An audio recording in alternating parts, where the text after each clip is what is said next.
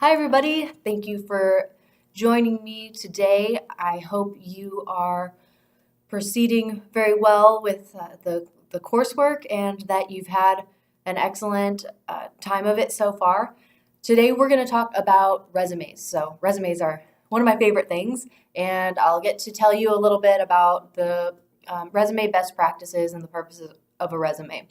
So, the purpose of a resume is to get you to the interview. So it's just meant to secure enough interest on behalf of the recruiter to get you in the door. In order to do that, you really need to follow a few best practices when writing your resume.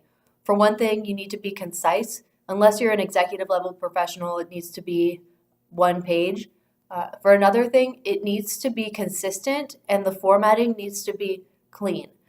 The content needs to also be very easy to read so that the recruiters have an easy time reviewing your resume and can get down into the information that they're looking for quickly rather than having to search through it or muddle through lengthy amounts of prose that are not really needed. One saying that we often say in resume writing is write tight. Say as much as you can in as few words as possible. So those are a couple of the most important tips when writing a resume from a broad view, kind of global perspective. A resume you should think of as a marketing piece, and you're the product. So just remember that the point of a resume is to market your abilities, your skills, your qualifications, so that you can earn that spot in the interview seat. To go over a couple of the different sections of a resume, you're going to have on your resume, the first section is going to be your header, followed by, and the header contains your name, of course, and also contact information.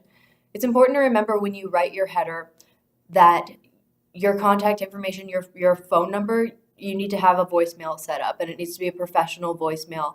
Your email, it should be a professional email address as well. So contact information includes your phone number, your email address, the city and state you reside in, and a LinkedIn URL if you have one, which is great, and we can go into that at another time. The next section I'm actually going to talk to you about a general resume and then a flight resume. So first, for the general resume, the next section is going to be a profile statement. A profile is an introduction. It's about 3 lines long that talks about you, who you are as a professional, the Cliff Notes version. So a summary of who you are. Things to include in this includes your background, your training, how many years of experience you have, and the soft skills that you can bring to the table that would be relevant to this job opening. Following the profile section is going to be either an areas of expertise section, or you could choose to do a relevant coursework section if maybe you don't have a ton of experience in the field that you're applying to get into. Say you're applying for a position in a certain field that you don't have a ton of experience in, then you can highlight your educational training instead. If you do have some experience, you might want to go with an areas of expertise section instead, which alternatively could be called a core competencies section or a skills section as well. Next, you'll use your education. So you'll include the education. That includes the name of the university, the city and state that it's located in, the name of the degree and the graduation date. Also, if you have a 3.5 or higher, you include your GPA. So you can add that. Any certifications that you have can be included in this section as well. After your education section comes your professional experience. In your professional experience section, you're going to really want to, well, for all of the resume really, but especially in the professional experience, you want to frame your experience in the way that makes it most relevant to the job that you are applying for. So you want to really emphasize the things that have some overlap between what you did and what the job is asking you to do, so that you can illustrate that, I have what you're looking for. I have the skills you need. There's 3 techniques to really be able to do this. So the first technique is to talk about transferable skills. Whether or not you've worked in the field before or you have exact experience that is in the type of job you're applying for, you can still talk about transferable skills that you had, even if it's from another industry, that you can apply to this next role that you're applying for. So transferable skills that you used while performing a task. Or the second technique, the value or the benefit that you brought the organization by performing a certain task. And finally, the third technique is numbers, talking about numbers. How many teammates did you lead? What was your percentage of your customer satisfaction ranking? What were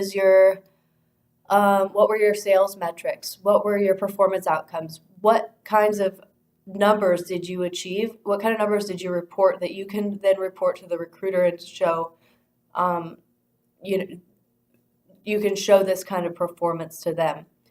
Any kind of awards that you earned or recognition that you earned, also really great to include in your resume too.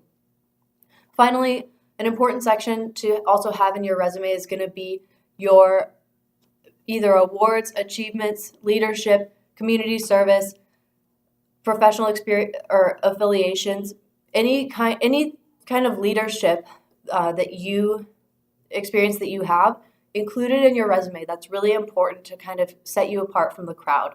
So that's an overview of the different sections of a general resume.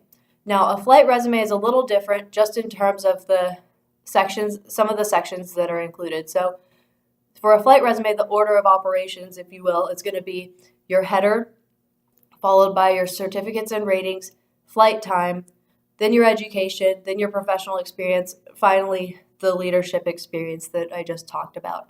And again, everything same as with a general resume, you want to tailor your resume to the type of job you're applying for. So that's a little bit of the scoop on how to write a resume, and I can't wait to enjoy this week with you, learn a lot of cool stuff, and keep growing as professionals. So talk to you soon.